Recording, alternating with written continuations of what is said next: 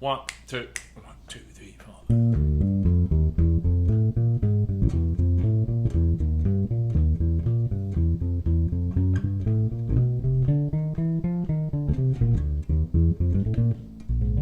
One, two, 1, 2, 3, 4.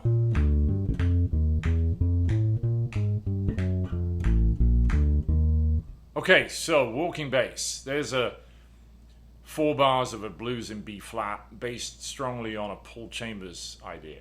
Now, there's so many lessons online about walking bass. I'm actually going to do like a full-length video on this because it's a huge topic and quite a thorny one at that. But many students, when they come to me, they have like half-developed ideas from a lot of stuff where they're talking about enclosures, passing tones, appoggiaturas. There's so many bits of terminology, but really the thing about this is think of it as it's a mixture of scalar movement, stepwise scalar movement with chromatic passing tones in general. That's your basic line most of the time. That line I just played was all from scalar steps with a couple of chromatic passing tones. That's it. That's all you need to think about. But what it does have on top of this, which is never really covered by people, is a sense of direction, forward motion in the line, all right? Now, the direction of line is really important. Again, it's something people don't talk about enough, you know. So this is why you have people arpeggiating and talking about use the arpeggios. Don't use the arpeggios. It sounds like you're playing arpeggios. It does not sound like you're playing walking bass. Use the notes from the arpeggios, but don't play them straight up vertically, root, third, 5, 7, next bar, root, third, 5, 7. That just sounds like you're crowbarring arpeggios into each bar, and it doesn't sound good. But you can use the notes from them, but think about where they sound good. Now, this opening line is great, and what it's using is 3 chord tones and then a scale tone, right? So it's a B flat 7 chord that it's outlining, but it goes root, the B flat, to the third, but down to the third, the drop third, drop 3, as it's often known. This is like classic idea. Think about this famous ending in jazz. Root, drop third, right? There it is. So this is what this does. Beautiful. That perfectly outlines the B flat change on bar 1 to the 4 on bar 2, right? 1, 2, 1, 2, 3, and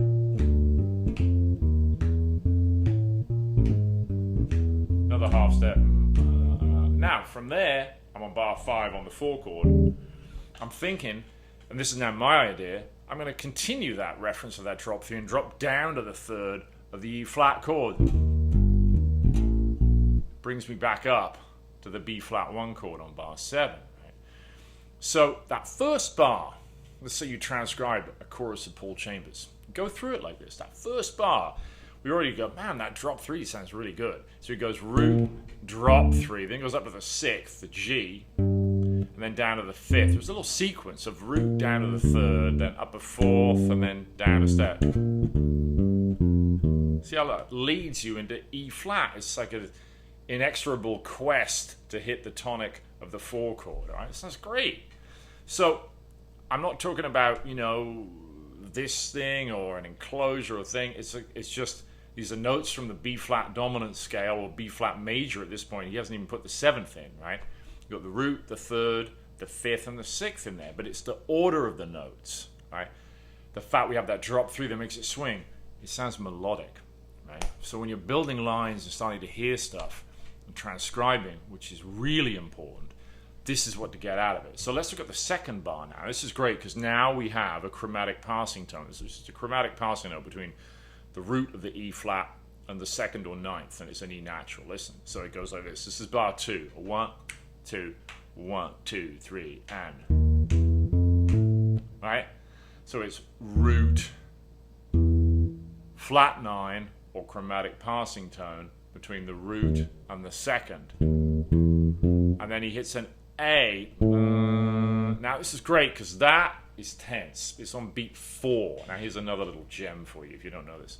Beat 4 in the bar of 4/4 time when you're walking is a great place for that half step approach into the target tone of the next bar, whether it's a target tone from the same chord if it's not changing harmony, or if you're going, as you are here, back to the B flat chord, the A natural is that leading tone, right?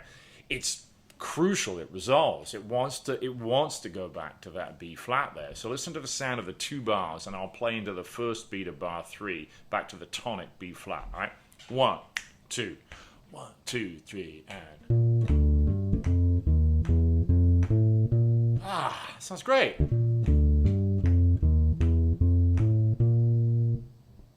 It can't do anything else almost. That is inexorable, that progress like that, right?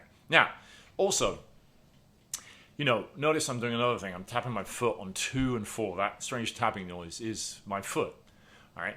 So develop that ability to keep time. 1, 2, 1, 2, 3, 4. The metronome can help. You can put the metronome on a slow quarter note because it doesn't know it's only tapping on 2 and 4, but you make that 2 and 4 by how you count, right? Or you can mute beats 1 and 3, but just get the tempo right. Now, that's one thing, but be responsible for your own time, right? With the foot. So you get 1, 2, 1, 2, 3, and.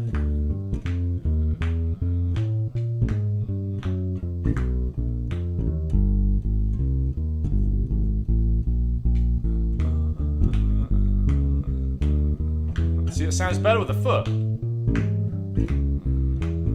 So, there's a few little pointers about how to approach, developing a bass line, also analyzing one. So, I've been working on this with a ton of students recently. We're getting guys to transcribe walking stuff.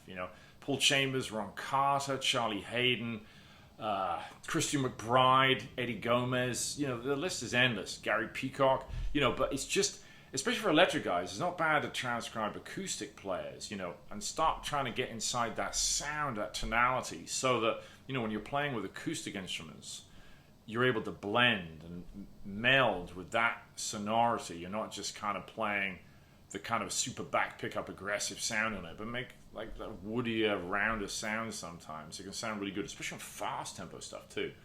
So transcribe a chorus of a blues you like the walking bass on it, and then break it down bar by bar.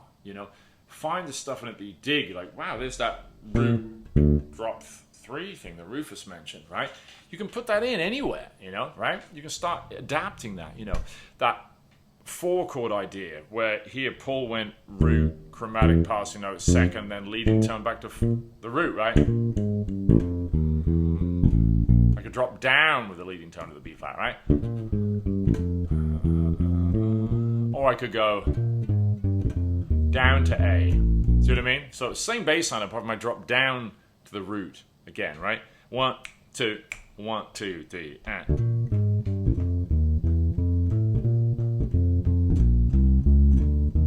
Real simple. Or 1, 2, 1, 2, 3.